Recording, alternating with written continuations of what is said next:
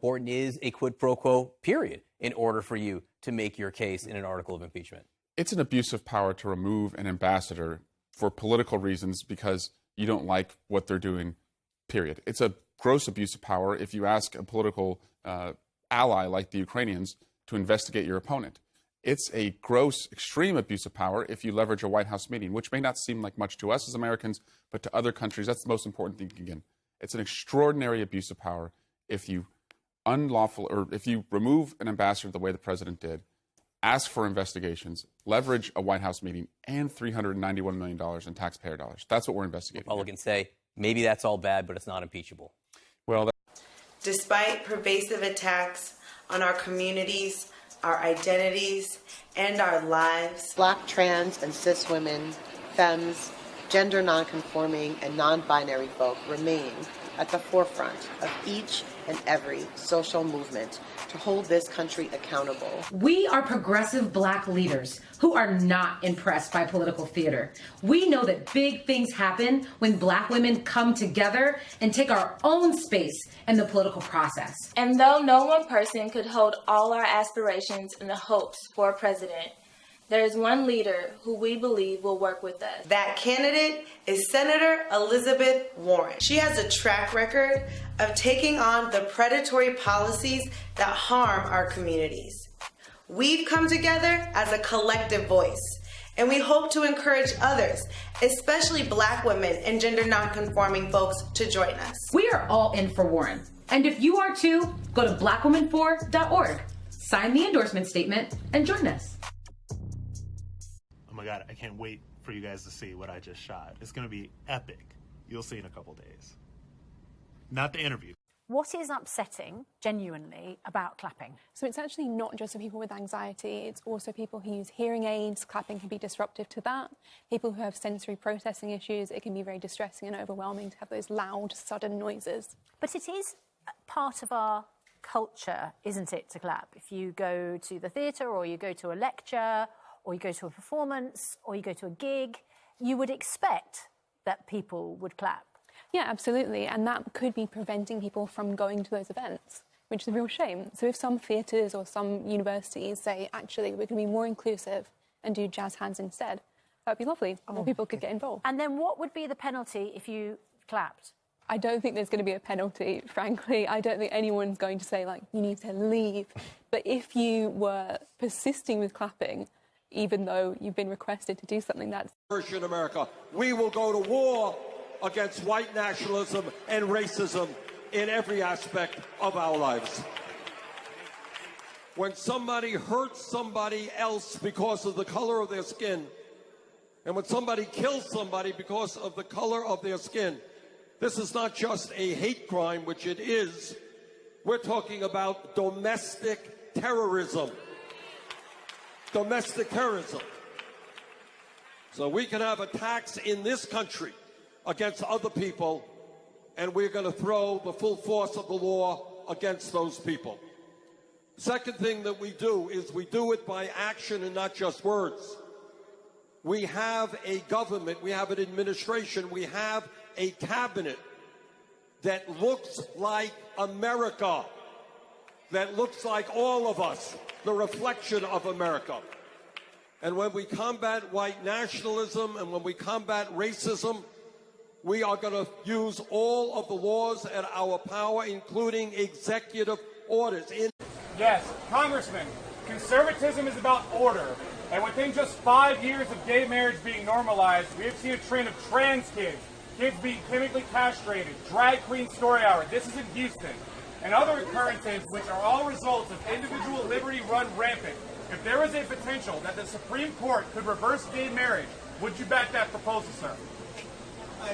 Well, I can't back a proposal as a legislator from the Supreme Court. I don't think that's in the works. Just to be clear, just on the basis in reality, I don't think that's ever going to happen. I think that's been normalized. The question as conservatives that we have to answer is, well, we have to define our principles. Yes, we do, sir. And the principles of conservatism are this: is somebody's rights infringing on somebody else's rights? And so that's important. So when you So some of the examples you mentioned, what's happening is there is an infringement on somebody else's rights. Like kids who are getting their genders reversed. Right. I'm against. Yes, that's problematic. That's one example. What else is problematic? Can you force somebody to participate in a gay wedding? And the answer is no. Of course not. You should not be able to. And that's the fight over a cake baker and a photographer. You know, can you force them to participate? And so we have to define our lines very clearly. I don't like the idea of telling gay people what to do either, if it doesn't affect anybody else. That's important. I understand that, but what does homosexuality have to do with conservatism and the conservative movement? They're so separate and they're so different. I'm not, well, a conservative movement is about an approach to governance. And we approach with certain principles. Yeah, and so, you know, there's a mix of libertarianism in there. I think, so it's an interesting question, I understand it, but I also, again, I'm going to say what I said before, I am not willing to tell the LGBT community how to live their lives as long as they're not telling anybody else how to live their lives. They are, they're forcing transgenderism on kids. They are doing that. Which I agree with.